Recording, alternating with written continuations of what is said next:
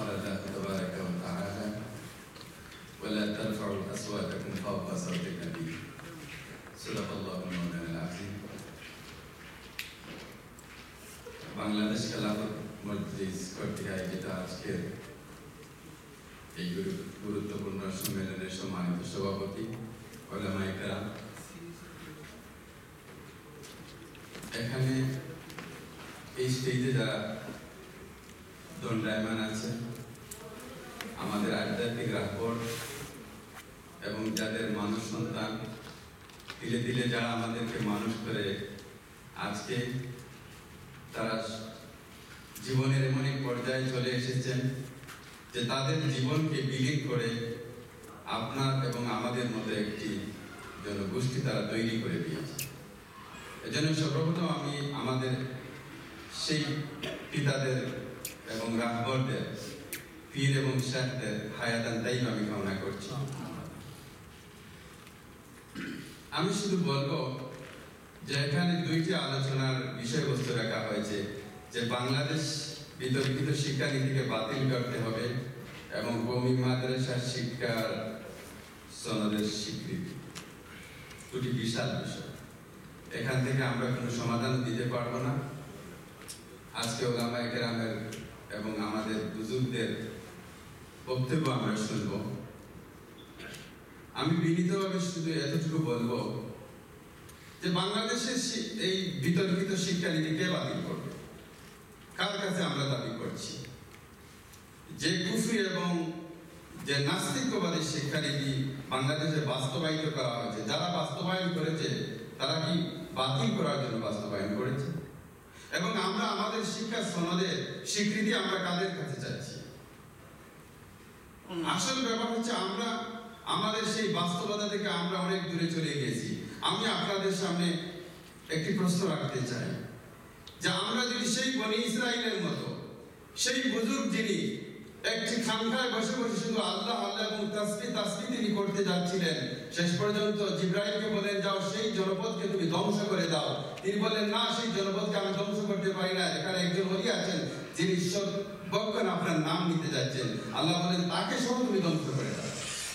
আমার সমাজে, আমার রাষ্ট্রে এবং আমার প্রতিবেশী এবং আমার আশেপাশে কি হচ্ছে সেই দিকে তার কোনো নজর নেই।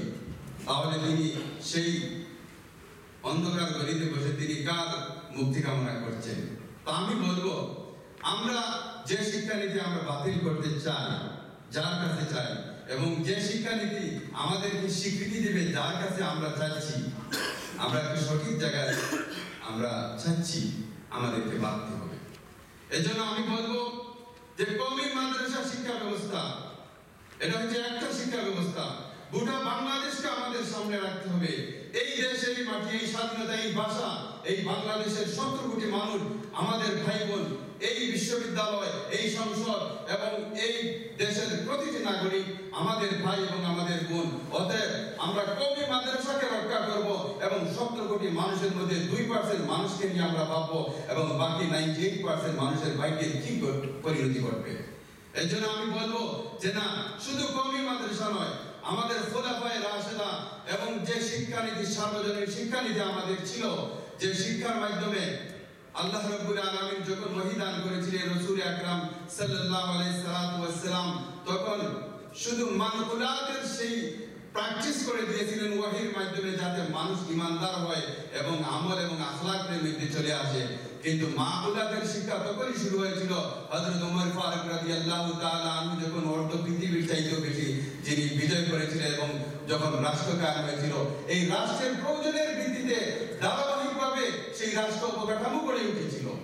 এই জন্য আমি বলবো যে আমরা আমাদের সেই শিক্ষা, এমন একটা শিক্ষা ব্যবস্থা চাই যে শিক্ষা ব্যবস্থার মাধ্যমে গোটা জাতি, গোটা প্রজন্ম এবং গোটা 17 কোটি মানুষের ভাগ্যের সুপ্রসন্ন হয় এবং আজকে তারা সঠিক দিক নির্দেশনা পায়। আমরা কি দেখতে পাই? আমার ভাই আগে বলেছেন যে একটি বাংলাদেশের মতো একটি শিক্ষা পরিষদের মধ্যে, শিক্ষা বোর্ডের মধ্যে যারা সংখ্যালঘু সম্প্রদায় আছে তাদের অফিসার আছে। প্রতিটি স্পর্শকাতর সেক্টরে আমাদের স্কুলের ধর্মীয় পাঠগুলো কারা পড়ানো হয়? হিন্দু টিচার দ্বারা পড়ানো হয়। অত্যন্ত দুর্ভাগ্য আমাদের। এই জন্য আমি বলবো কথা না বাড়িয়ে আমরা আমাদের সেই সার্বজনীন শিক্ষার দিকে আমাদের ফিরে যেতে হবে, যে একজনকে শিক্ষার মাধ্যমে যারা আলেম হবে, ইঞ্জিনিয়ার হবে, ডাক্তার হবে, হাফিজ হবে, মুফাসসির হবে, মুহাদ্দিস হবে, পাইলট হবে, যা কিছু হোক না কেন সে ইমানদারের বাচ্চা হয়েছে হতে হবে ইনশাআল্লাহ। আপনারা আমাদের জন্য দোয়া করবেন। আজকের এই সম্মেলনের সফলতা আমি কামনা করছি। আসসালামু আলাইকুম ওয়া রাহমাতুল্লাহি ওয়া বারাকাতুহু।